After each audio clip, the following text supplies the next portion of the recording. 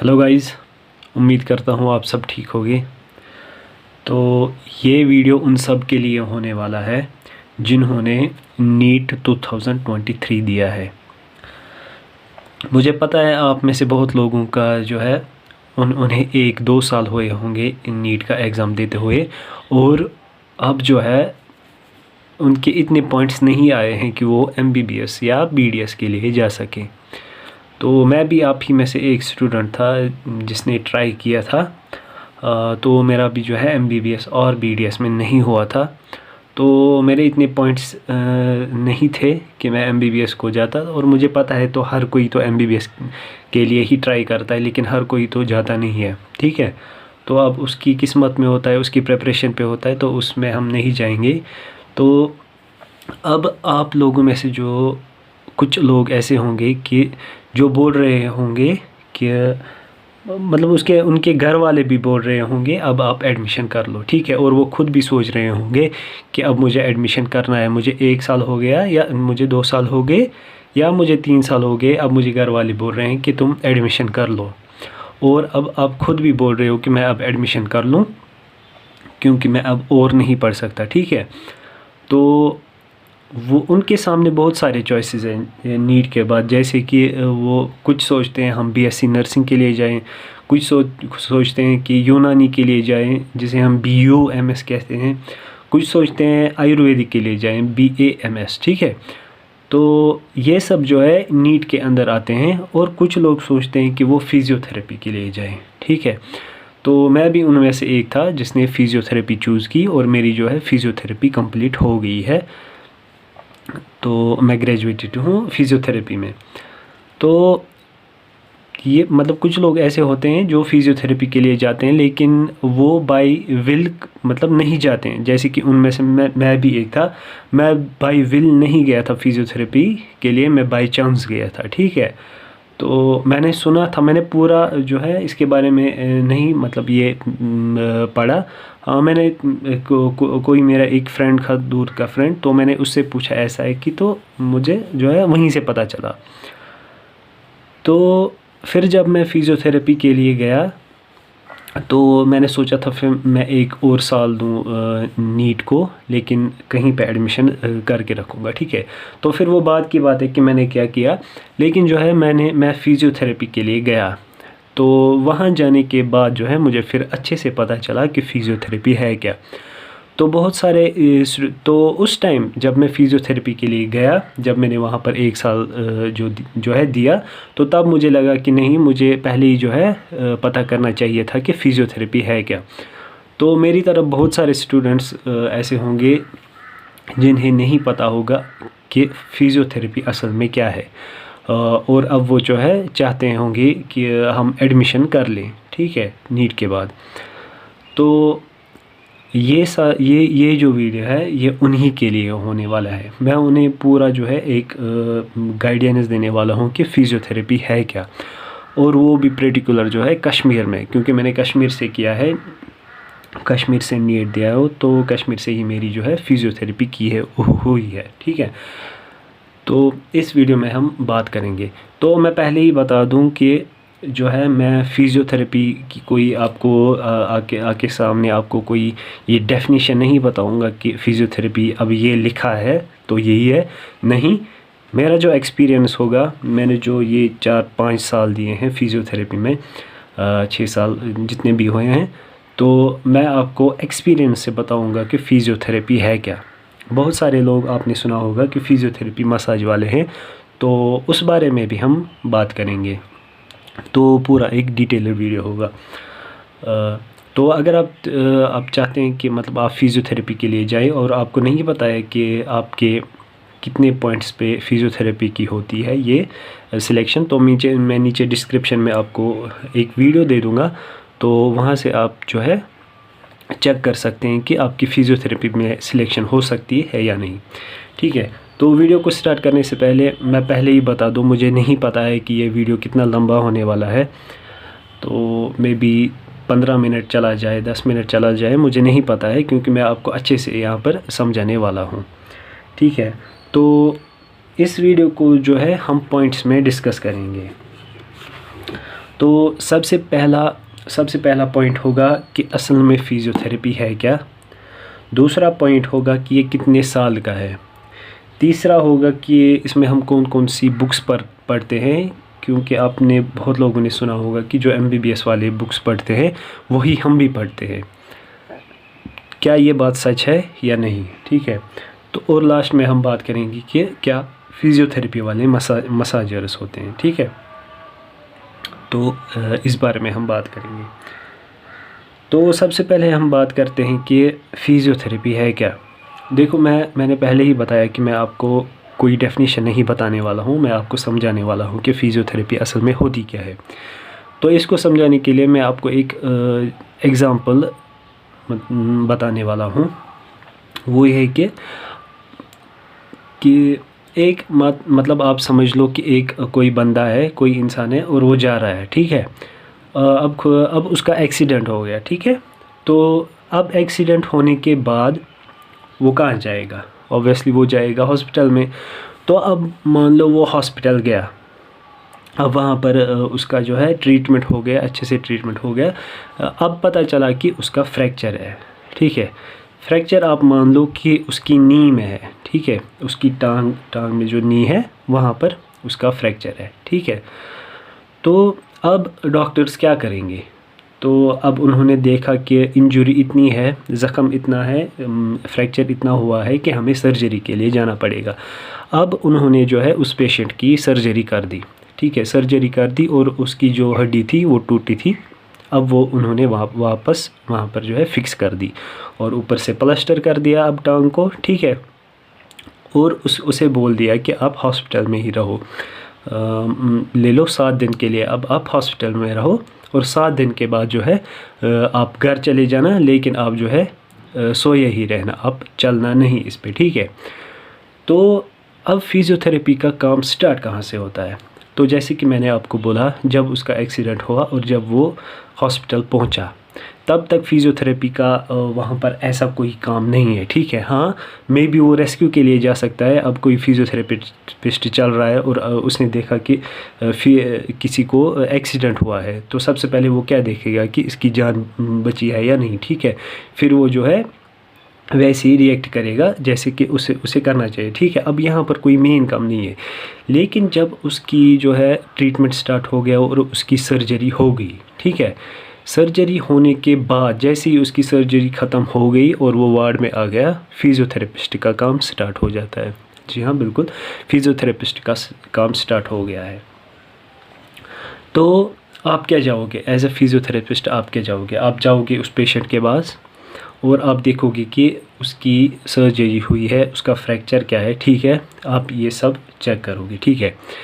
अब आपको तब ही से जो है फ़िज़ियोथेरेपी स्टार्ट करनी है। अब फ़िज़ियोथेरेपी क्या होगी उसमें ये फ़िज़ियोथेरेपी होगी। मान लो उसकी राइट जो मैंने है राइट टांग में जो है उसका फ्रैक्चर है। अब उसे बताया गया है कि आप इसको हिलाना नहीं। अब हाँ, उसको हिलाना भी नहीं है, लेकिन उसके बाकी जो बॉडी पार्ट्स है, अगर वो 5-7 दिन के लिए बेड पे ही रहा, तो आप समझ सकते हो, एक कहावत है कि कहते हैं हम ज़्यादा देर जो बिस्तर में रहता है वो बीमार हो जाता है, ठीक है। ये एक कहावत है। तो वो फिर जो है, जो वो पेशेंट है वहाँ पर बैठे बैठे जो है उसकी जो बॉडी है वो वैसे ही रिएक्ट करती है, क्योंकि उसकी बॉडी पे जो है लोड नहीं पड़ता है। लोड क्या मतलब, जब इंसान चलता है तो उसकी बॉडी पे लोड पड़ता है। अब जब वो पेशेंट बैठा है बेड पे तो उसकी बॉडी पे लोड नहीं पड़ेगा, ठीक है। तो उससे क्या हो जाएगा, उसकी बॉडी में चेंजेस होने स्टार्ट हो जाएंगी और वो चेंजेस जो है वो उसके लिए, उसकी सेहत के लिए जो है ठीक नहीं होंगे।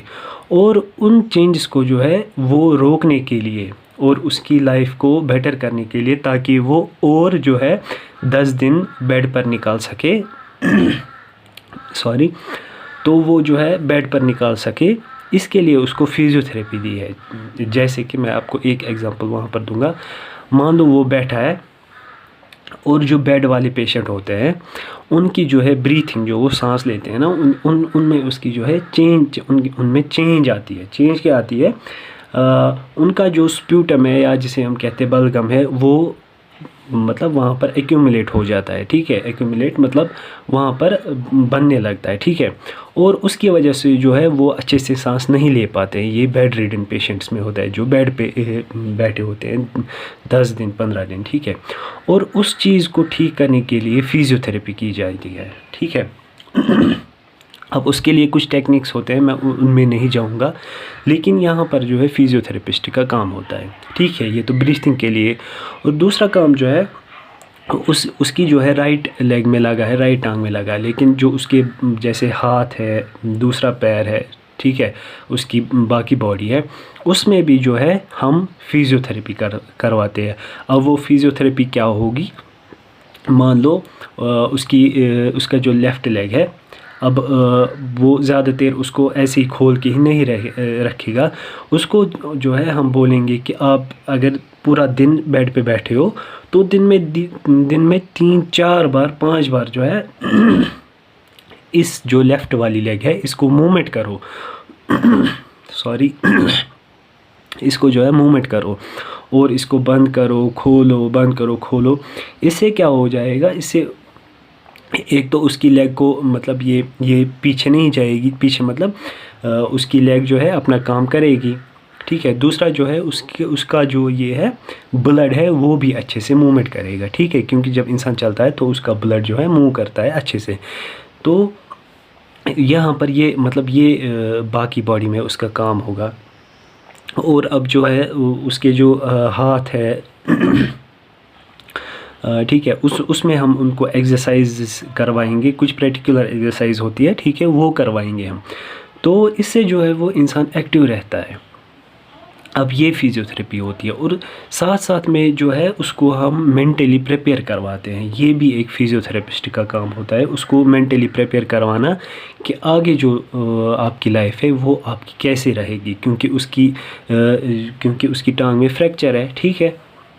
अब आगे आपकी लाइफ कैसे रहेगी, अब आप जो है खाना कैसे खाओगे, अब जो है आप वॉशरूम कैसे जाओगे, ये सारा काम जो है ये फ़िज़ियोथेरेपिस्ट का काम होता है, ठीक है। तो अब बात करते हैं जो उसकी राइट लेग थी जो जिसमें फ्रैक्चर हुआ था, ठीक है। अब वो तो हमने बाकी काम कर लिया, उसकी बॉडी को एक्टिव रख लिया, लेकिन जो उसकी राइट लेग थी जिसमें फ्रैक्चर हुआ था, फ्रैक्चर को भी जो है ठीक कराना, मतलब फ्रैक्चर को ठीक कराना नहीं बल्कि उस बॉडी पार्ट को वापस नॉर्मल में लाना, ये काम भी जो है फ़िज़ियोथेरेपिस्ट का है, ठीक है। अब उसको बताया गया है कि अब आप मान लो 1 महीने के लिए जो है इस लेग को जो है आपको इसको बंद नहीं करवाना है, ठीक है, क्योंकि प्लास्टर ऊपर से लगा हुआ है, ठीक है। तो वो बंद ही कैसे करेगा। लेकिन जब उसका प्लास्टर खुलता है, जब वो टांग को पहली बार मोड़ता है, आप सोच भी नहीं सकते कि उस पेशेंट में उसमें कितना पेन स्टार्ट होता है, ठीक है। लेकिन फ़िज़ियोथेरेपिस्ट का काम यही है कि जो उसकी वो जो टांग है, उस टांग को मतलब उसको ऐसे सोच लो कि जो वो टांग है उसने अपना काम करना जो है छोड़ दिया होता है, और उस काम को वो वापस करवाना वो फ़िज़ियोथेरेपिस्ट का काम होता है, ठीक है। ये फ़िज़ियोथेरेपिस्ट का काम है। एक इंसान की जो बॉडी है उसको अपनी नॉर्मल शेप में, उसको अपनी नॉर्मल मूवमेंट में लाना, ये फ़िज़ियोथेरेपिस्ट का काम है, ठीक है। फ़िज़िकल जो उसके मूवमेंट्स है वो काम करवाना, ठीक है। तो फ़िज़िकल थेरेपिस्ट आपने नाम सुना होगा। फ़िज़ियोथेरेपी को हम फ़िज़िकल थेरेपिस्ट भी कहते हैं। फ़िज़िकल थेरेपिस्ट क्यों?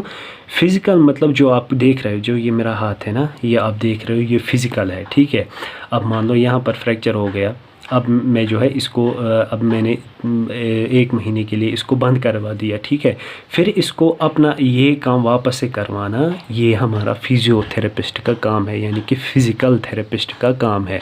वो फ़िज़िकल जो दिख रहा है उसकी थेरेपी करता है। थेरेपी मतलब ट्रीटमेंट करता है, और जो थेरेपिस्ट जो थेरेपी देता है, ट्रीटमेंट देता है, उसे हम थेरेपिस्ट कहते हैं, ठीक है, फ़िज़ियोथेरेपिस्ट, ठीक है। आप उम्मीद करता हूँ आपको समझ आ रहा होगा कि मैं क्या कह रहा हूँ, ठीक है। अब ज़रूरी नहीं है कि सिर्फ फ्रैक्चर ही हो जाए। अब हर किसी को तो फ्रैक्चर नहीं होता, कुछ और कंडीशन होती है जिसमें फ़िज़ियोथेरेपी, बहुत सारी कंडीशन होते हैं जिसमें फ़िज़ियोथेरेपिस्ट काम करते हैं, ठीक है। यहाँ पर आगे जाने से पहले मैं आपको एक चीज़ बता दूँ, मैं आपको लास्ट में एक और वीडियो दूँगा, ठीक है, वो डिस्क्रिप्शन में रहेगा। जब आप उस वीडियो को देखोगे तब आपको और मतलब ये अंडरस्टैंडिंग होगी कि मतलब फ़िज़ियोथेरेपिस्ट क्या मतलब क्या मिरेकल करते हैं, ठीक है। वो आप लेकिन एंड में देखना, ठीक है। पहले आप समझो कि फ़िज़ियोथेरेपी होती क्या है, क्योंकि जब ये समझोगे ना फ़िज़ियोथेरेपी होती क्या है, फिर आप उस वीडियो को जो है अच्छे से समझ पाओगे, ठीक है। तो मैं कह रहा था कि जो फ्रैक्चर वाले हैं, खाली हम फ्रैक्चर वालों को जो है नॉर्मल मूवमेंट में नहीं लाते। आपने सुना होगा एक कंडीशन है, मे भी आपने सुना होगा या नहीं सुना होगा, तो एक कंडीशन है उसे हम कहते हैं स्ट्रोक, ठीक है। मे भी आपने कहीं सुना होगा या नहीं भी सुना होगा, ठीक है। तो उसमें होता क्या है, तो मैं आपको मेन बता दूं, उसमें जो है उसमें पैरालिसिस होता है। पैरालिसिस मतलब आप देख रहे हो ना, ये टांगे मतलब उठ नहीं पाती हैं, ठीक है। कभी ये टांग नहीं उठ पाती, कभी दोनों टांग नहीं उठ पाते हैं, कभी चारों जो दो टांग दो पैर ये होते हैं, हाथ होते हैं, ये काम ही नहीं करते हैं, ठीक है। तो वो उस स्ट्रोक में हो जाता है, उस स्ट्रोक पेशेंट वो अपना काम नहीं कर पाते हैं। और उस स्ट्रोक पेशेंट वो बिल्कुल जो है अपना हाथ भी नहीं उठा सकता है, पैर भी नहीं उठा सकता है, ठीक है। वो इवन कि वो जो है जब आप उसको कुछ दे दोगे मुंह में, वो चबा भी नहीं पाता है, ठीक है। ऐसी एक कंडीशन है। और उस पेशेंट को वापस से इस कंडीशन में लाना कि वो खुद खाए खुद पिए, ठीक है, पैरालिसिस पेशेंट को एक नॉर्मल पेशेंट बनाना, ये भी फिजियोथेरेपिस्ट का काम ही होता है, ठीक है। तो मैं उम्मीद करता हूँ आपको समझ आ रहा होगा कि फिजियोथेरेपिस्ट का बहुत अहम रोल है एक लाइफ में। यहाँ पर आप ये मतलब डिफरेंस पता लगा सकते हो कि एक जो MBBS डॉक्टर है, जो फिजिशियन है, और फिजियोथेरेपिस्ट में फ़र्क क्या है, ठीक है। अगर आपको नहीं समझ आ रहा है, मैं फिर से बताता हूँ। मैंने जैसे बताया आपको कि एक आदमी जा रहा है और उसका एक्सीडेंट हुआ है। अब एक्सीडेंट होने के बाद और उसकी सर्जरी होने तक, ठीक है, ये सारा काम जो है वो MBBS वाले का है। उसको जो है उसकी जान बचानी है, ठीक है, उस इंसान की जान बचानी है। अब उसने उसकी जान बचाई, लेकिन मान लो आपका हाथ है, लेकिन ये हाथ काम नहीं करता है, फिर फ़ायदा क्या है इस हाथ का। इसी तरह उन्होंने जान बचाई, बहुत ज़रूरी है कि जान बचाना। अब उसकी जान बच गई, लेकिन उस जान को उसकी बॉडी को ऐसे वापस लाना कि वो फिर से एक नॉर्मल इंसान बन जाए, ये फिजियोथेरेपिस्ट का काम है, ठीक है। MBBS का काम है उसकी जान बचाओ, और जो फिजियोथेरेपिस्ट है उसका काम है उसकी नॉर्मल लाइफ उसे वापस दो, ठीक है। तो ये फिजियोथेरेपिस्ट होता है। ये मैंने आपको अपनी एक्सपीरियंस से बताया, अपनी एक्सपीरियंस से जो है समझाने की कोशिश की। मैंने आपको कोई भी डेफिनेशन नहीं दी, कोई भी वर्ल्ड हेल्थ ऑर्गेनाइजेशन की डेफिनेशन नहीं दी, कोई भी किताब की बुक जो है वो उठा के आपको जो है डेफिनेशन नहीं दी, बल्कि मैंने आपको समझाने की कोशिश की एक फिजियोथेरेपिस्ट होता क्या है और उसका काम क्या होता है, ठीक है। तो उम्मीद करता हूँ आपको ये वाला पॉइंट समझ आया होगा। अगर आपको नहीं आया है समझ, आप मेरे साथ शेयर करो। जो चीज़ आपको अंदर से कोई रह गई होगी, कोई डाउट रह गया होगा इस पॉइंट में, आप नीचे बताओ, मैं आपके सारा जो डाउट है वो क्लियर करूँगा, ठीक है। मैं नहीं चाहता कि आप फिजियोथेरेपी ले लो और फिर आप बताओ मैंने ये क्यों किया, इसमें क्या है उसमें क्या है, आपको फिर वो बाद में डाउट रहे। नहीं, आप अभी जो है सारे डाउट्स क्लियर करो, अभी टाइम है। अभी जो है खाली रजिस्ट्रेशन चल रही है फिजियोथेरेपी की नीट 2023 में, अभी काउंसलिंग स्टार्ट नहीं हुई है, ठीक है। तो मैं चाहता हूँ अभी आपके सारे डाउट जो है क्लियर हो जाए, तो ठीक है। ये पहला पॉइंट था कि फिजियोथेरेपी असल में होती क्या है। अब ये कितने साल की होती है, ठीक है। अब ये होती है, टोटल होती है ये 4.5 साल की, ठीक है। पहले जो आपके 4 साल होते हैं वो आप हर साल एक एग्ज़ाम देते हो ईयरली, ठीक है। एनुअल आपका एक एग्ज़ाम होता है, और 4 साल आपके 4 एग्ज़ाम्स होते हैं। बीच में वो जो बाकी एग्ज़ाम्स होते हैं वो चलते रहते हैं, लेकिन आपके मेन जो है वो आपके, मैं कश्मीर का बोल रहा हूँ, ठीक है। मैं आपको बाहर का नहीं बोल रहा हूँ क्योंकि मैंने कश्मीर से ही किया है। तो कश्मीर में 4 साल में 4 एग्ज़ाम होते हैं, ठीक है। और फिर जो 6 महीने, बाकी 6 महीने उसमें आपकी इंटर्नशिप चलती है। इंटर्नशिप मतलब आप हॉस्पिटल्स में जाते हो और आपने जो भी पढ़ा होता है वो आप वहाँ पर अप्लाई करते हो। वहाँ पर आप पेशेंट्स को देखते हो, उनकी ट्रीटमेंट करते हो, ठीक है। वो सारा काम जो है आप उन 6 सालों में करते हो। उन 6 सालों में नहीं, सॉरी, उन 6 महीनों में करते हो। उन 6 महीनों से पहले भी आप जो है हॉस्पिटल में आपको विज़िट्स होते हैं, आपको जाना पड़ता है हॉस्पिटल में। वो शायद तीसरे साल से स्टार्ट होता है, क्योंकि हमारे तीसरा साल तो कोविड था, इसलिए हम नहीं जा पाए, ठीक है। तो वो तीसरे साल या कभी कभी चौथे साल भी वो उसमें लाते हैं। तो मतलब उससे पहले भी जो है आप वहाँ जाते हो, ठीक है, एक्सटर्नशिप में। तो ये मैंने बताया आपको, ये 4.5 साल का होता है। अब बुक्स कौन कौन सी पढ़ते हैं? अब देखो, मैं आपको यहाँ पर सारी बुक्स का नाम नहीं लूँगा क्योंकि बहुत सारी बुक्स आपको पढ़नी पड़ती है, लेकिन मैं आपको कुछ मेन बुक्स बताऊँगा। और फिर मैं उन मेन बुक्स में जो है आपको बताऊंगा कि MBBS वाले भी कौन सी बुक्स पढ़ते हैं, और जो है हम एक्स्ट्रा जो कुछ बुक्स पढ़ते हैं MBBS के अलावा, वो भी मैं आपको बताऊंगा। पहले मैं आपको बताऊंगा वो बुक्स जो कि MBBS वाले और हम फिज़ियोथेरेपिस्ट पढ़ते हैं। उसमें से सबसे पहली बुक जो है वो होती है एनाटमी, जो आप सामने देख रहे हो, ठीक है। ये एनाटमी, ये मेरा दूसरा वॉल्यूम है, क्योंकि ये अलग, कभी कभी ये कुछ बहुत सारी बुक्स है तो ये अलग से आते हैं। ये मैं आपको आगे बताऊंगा, अगर आपको चाहिए तो मुझे बताना कि मैं आपको अच्छे से बताऊंगा कि मतलब बुक्स के बारे में, मतलब कहाँ से कौन सी पढ़नी है, वो तो आगे होगा फर्स्ट ईयर में जब आप जाओगे। तो अभी के लिए जो है आप एनाटमी पढ़ते हो। उसके अलावा आप पढ़ते हो फिज़ियोलॉजी, मतलब आप और MBBS जो दोनों पढ़ते हो। एनाटमी भी MBBS वाले पढ़ते हैं और आप भी, फिज़ियोलॉजी भी MBBS वाले पढ़ते हैं और आप भी। उसके अलावा पढ़ते हैं बायोकेमिस्ट्री, ठीक है, बायोकेमिस्ट्री भी पढ़ते हैं। और पढ़ते हैं न्यूरो पढ़ते हैं, यानी कि न्यूरोलॉजी, ठीक है, न्यूरोलॉजी। और पढ़ते हैं सर्जरी भी पढ़ते हैं। और पढ़ते हैं मेडिसिन पढ़ते हैं, ठीक है।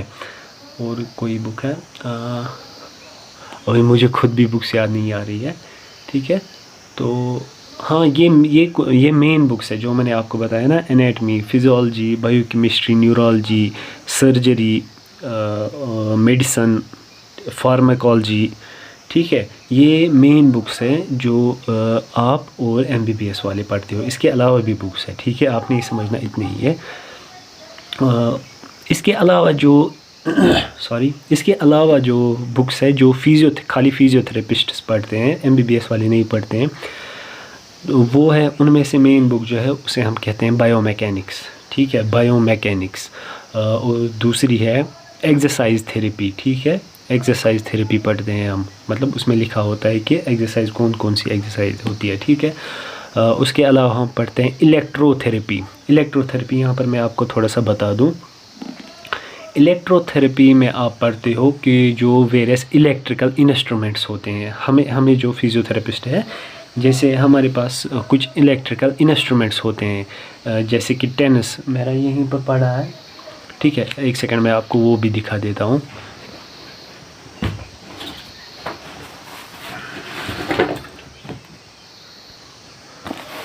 ठीक है, तो ये एक इंस्ट्रूमेंट है, ठीक है, ये छोटा सा इंस्ट्रूमेंट होता है, इसका एक बड़ा भी आता है, ठीक है। तो यहाँ पर आप देख रहे होंगे, इस पे लिखा है, एक सेकंड, अभी ये क्या है, TENS plus MS muscle stimulator combo, ठीक है, टेनिस प्लस मसल स्टिमुलेटर। तो इलेक्ट्रोथेरेपी में आप पढ़ते हो यही इंस्ट्रूमेंट्स, कुछ इंस्ट्रूमेंट्स हमें यूज़ करने पड़ते हैं, तो उसमें हम इनके बारे में पढ़ते हैं, जैसे टेनिस, मसल स्टिमुलेटर, अल्ट्रासाउंड, ठीक है। तो ये सारे हम यूज़ करते हैं पेशेंट्स पे, ठीक है, वेरियस जो उनकी कंडीशंस होते हैं उसके लिए, ठीक है। तो इलेक्ट्रोथेरेपी पढ़ते हैं हम, बायोमैकेनिक्स पढ़ते हैं, जैसे कि मैंने बोला, और न्यूरो फिजियोथेरेपी पढ़ते हैं, मतलब कि जो वेरियस न्यूरोलॉजिकल कंडीशंस होते हैं, जैसे ब्रेन या स्पाइनल कॉर्ड में कुछ बीमारियां होती है, उनको हम फिजियोथेरेपी कैसे करें, ठीक है। जो मैंने आपको बताया स्ट्रोक कंडीशन, वो न्यूरो में आता है, ठीक है। न्यूरो फिजियोथेरेपी होती है, ठीक है। और क्या होती है, ऑर्थोपेडिक्स, हाँ सबसे मेन ऑर्थोपेडिक्स जो है वो MBBS वाले भी पढ़ते हैं और हम भी पढ़ते हैं। और हमें अलग से एक होती है ऑर्थोपेडिक फिजियोथेरेपी, वो भी जो है हम पढ़ते हैं इसमें। तो बहुत सारी बुक्स होती है। आपको 4 साल में आप मान लो हर साल आपकी 5 बुक्स है। ऐसी कोई कंडीशन नहीं है कि हर साल आपकी 5 बुक्स ही हो, तो मतलब एवरेज से होती है 5 बुक्स हर साल। तो 4 साल में आप जो है 20 बुक्स पढ़ते हो, तो ऐसा है। तो ये वो तो MBBS वाले भी पढ़ते हो और आप भी पढ़ते हो। आप उनसे मतलब थोड़ा सा जो है, मैंने बोला ना, थोड़ा सा एक्स्ट्रा बुक्स आप पढ़ते हो उनसे। अब आप बोलोगे कि जो सर्जरी हम क्यों पढ़ते हैं, जैसे कि मैंने आपको बोला ना, सर्जरी हम पढ़ते हैं, हमें तो सर्जरी करनी नहीं होती है, तो हम क्यों पढ़ते हैं। तो सर्जरी हम इसलिए पढ़ते हैं क्योंकि आपको पता होना चाहिए कि इस पेशेंट में, इस इंसान में सर्जरी कौन सी हुई है और उस सर्जरी में काम कैसे हुआ है। जैसे कि मैंने आपको बोला, उस पेशेंट का, उसकी सर्जरी हुई, उसकी टांग में जो है फिक्स उन्होंने की। तो बहुत सारे कभी कभार जो है हम स्क्रूज डालते हैं इसमें टांगों में, ठीक है, बोन्स में डालते हैं हम स्क्रूज। तो वो भी हमें पता होना चाहिए कि इसकी टांग में स्क्रूज लगी हैं, क्योंकि उस स्क्रू से फ़र्क पड़ता है कि हमारी फिजियोथेरेपी। मान लो अब किसी की टांग में स्क्रू लगा है, ठीक है, और हमने उसको वो जो है वो मशीन लगाई, आपको लेमैन में लैंग्वेज बताता हूँ, हमने उसको एक मशीन लगा दी और उसकी जो है, उसकी हालत जो है और बुरी हो गई, ठीक है। तो इसलिए हमें पता होना चाहिए कि इसकी जो है सर्जरी हुई क्या है, अंदर से क्या किया है इन्होंने, ताकि हम उसी हिसाब से जो है उसकी फिजियोथेरेपी करें, ठीक है। तो ये कुछ बुक्स पढ़ते हैं हम। तो अब लास्ट वाला पॉइंट जो है, क्या फिजियोथेरेपी वाले मसाजर्स होते हैं, मसाजर्स या मैस्योर जिसे हम कहते हैं, क्या फिजियोथेरेपी वाले मसाजर्स होते हैं। देखो, मैं आपको सच बताता हूँ, मैं आपको झूठ नहीं बोलूँगा कि फिजियोथेरेपी वाले जो है, हाँ वो मसाज करते हैं। अब क्या वो खाली मसाज करते हैं? नहीं, वो खाली मसाज नहीं करते हैं, क्योंकि जो लोग वो अलग से एक ये होता है, ठीक है, कोर्स होता है। कोर्स तो मैं नहीं बोलूँगा, मैं क्या बोलूँ, मतलब अलग से डिप्लोमा टाइप होता है, वो अलग से होता है वो मसाज के लिए। उसे हम कहते हैं मैस्योर, ठीक है, मैस्योर जो मसाज करते हैं। लेकिन फिजियोथेरेपिस्ट मैस्योर नहीं है, ठीक है। हाँ, फिजियोथेरेपिस्ट वाले मसाज यूज़ करते हैं। मैं आपको एक एग्ज़ाम्पल देता हूँ, क्या मसाज कौन सा करते हैं। आपने क्रिकेट मैच देखा होगा, ठीक है। तो क्रिकेट मैच जो आप देखते हो ना, कभी किसी की इंजरी हो जाती है, भी आपने नहीं भी देखा होगा। तो मैं आपको बता दूं, जब वो खेल रहे होते हैं, टीवी पे आप देखते हो, जब वो खेल रहे होते हैं, तो वो जो है उनकी इंजरी हो जाती है, उनको लग जाती है। लगती क्या है, उनको ज़ख़म नहीं लगता है, ठीक है। जब वो बॉल करते हैं या जब वो बैट करते हैं, वो कुछ ऐसा शॉट मारते हैं जैसे उनकी बॉडी में जो है कुछ अनइवन स्ट्रेच आ जाता है। अनइवन स्ट्रेच मतलब खींच जाती है, उनके अंदर से जो मसल्स है वो खींच जाती है। अब वहाँ पर हम उनको ये कोई टेक्निक नहीं लगाएंगे कि अब इनको वो टेक्निक करो, ये टेक्निक करो, ताकि इनका जो ये है दबाव अंदर से जो ये खींच गया है ये वापस आ जाए। नहीं, वहाँ पर हम उनको हल्का सा जो है थोड़ा सा मसाज करते हैं। उस मसाज से क्या होता है, उनकी जो है पेन जो है रिलीव हो जाती है और अंदर से जो है वो खिंचाव है वो कम हो जाता है, ठीक है। तो वहाँ पर जो है हम मसाज का यूज़ करते हैं, ठीक है। अब खाली हम अब आप बोलोगे, मान लो आपने कोई फिजियोथेरेपिस्ट का क्लिनिक डाल दिया, तो क्या आप वहाँ पर खाली मसाज करोगे? नहीं, आप नहीं करोगे। मसाज आपका एक ट्रीटमेंट प्लान है। जैसे कि मान लो एग्ज़ाम्पल मैं आपको दूंगा कि जो MBBS वाले हैं, मुझे पता है आपको MBBS वालों से अच्छे से समझ आएगा। मान लो आपका हेडेक है, ठीक है, आपका हेडेक है तो आप डॉक्टर के पास गए और आपने आपको तो ये पता ही है कि डोलो हम खाते हैं, न्यूरोमॉल खाते हैं, ठीक है। तो मान लो आपको एक डॉक्टर ने रखा, बोला आपको आप डोलो खा लो, ठीक है, और दूसरे डॉक्टर ने आपको बताया कि आप न्यूरोमॉल खा लो। अब दोनों जो मेडिसिन है वो एक ही काम करते हैं, लेकिन नाम दो है, ठीक है। इसी तरह से जो मसाज है, मान लो आपकी कोई कंडीशन है, वहाँ पर आप मशीन का भी यूज़ कर सकते हो, आप हाथों का भी यूज़ कर सकते हो और आप मसाज का भी यूज़ कर सकते हो, ठीक है। अब आपको आसान हो रहा है कि मैं यहाँ पर इसको मसाज कर दूँ, तो आप मसाज ही कर सकते हो, ठीक है। तो मसाज जो है वो आपका एक ट्रीटमेंट प्लान है, खाली फिजियोथेरेपी मसाज नहीं है, बल्कि वो एक जो है ट्रीटमेंट प्लान है।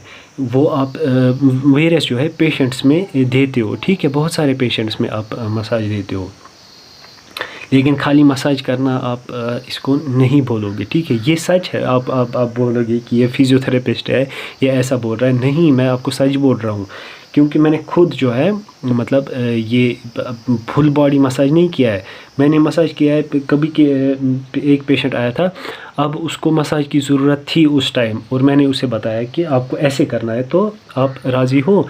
तो उसकी एक बॉडी, उसकी शायद उसके कंधे के नीचे आपको उसकी ज़रूरत थी थोड़ी सी। तो मैंने उससे बोला, तो उन्होंने बोला हाँ ठीक है, कोई बात नहीं। तो मैंने उस टाइम वही ट्रीटमेंट समझा कि यही बेस्ट इसके लिए रहेगा, तो मैंने वही दिया, ठीक है। तो खाली फिजियोथेरेपिस्ट मसाज नहीं करते हैं, ये आप दिमाग से निकाल लो, ठीक है। वो खाली मसाज नहीं करते हैं। तो मैं ये नहीं बोलूँगा कि फिजियोथेरेपी मसाज नहीं करते हैं, लेकिन वो उनका एक अलग से एक ट्रीटमेंट प्लान होता है, ठीक है। तो ये वाला पॉइंट भी जो है हमारा आ गया कि क्या फिजियोथेरेपी मसाज वाले होते हैं, ठीक है। तो ये सारे हमारे पॉइंट जो है क्लियर हो गए। तो फिजियोथेरेपी होती क्या है, कितने साल की होती है, और बुक्स कौन कौन सी पढ़ती हैं, क्या फिजियोथेरेपी मसाज वाले होते हैं, ठीक है। तो मुझे पता है ये बहुत बड़ा वीडियो हो गया। अब वीडियो क्या था, अब तो खाली मेरे हाथ देख रहे हो, ठीक है। तो एक टाइप ऑफ पॉडकास्ट हो गया। तो उम्मीद करता हूँ आपको जो है मेरा ये वीडियो आपको अच्छे से समझ आया होगा। अगर आपको समझ नहीं आया, आपको कोई भी डाउट रह गया दिमाग में, आप शेयर करो नीचे, मैं आपका जो वो डाउट है फुल क्लियर कर दूँगा। मैं कोशिश करूँगा आपको वो डाउट जो है क्लियर करने की। तो मैंने आपको शायद स्टार्ट में नहीं बोला, आज जो है फिजियोथेरेपिस्ट डे है, वर्ल्ड फिजियोथेरेपिस्ट डे है, तो हैप्पी फिजियोथेरेपिस्ट डे। तो ये चीज़ है, और कोई चीज़ रहेगी देखो, और तो ऐसी कोई चीज़ नहीं रही जो आपको पहले ही पता होनी चाहिए। जैसे कि मैंने बोला, आपका कोई भी डाउट रहता है आप नीचे कमेंट कर दो, ठीक है।